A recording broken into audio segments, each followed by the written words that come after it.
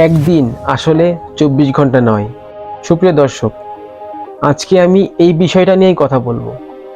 আপনি কি জানেন, আমরা প্রতিদিন যা 24 ঘন্টা বলে মনে করি, আসলে সেটা পুরোপুরি ঠিক নয়।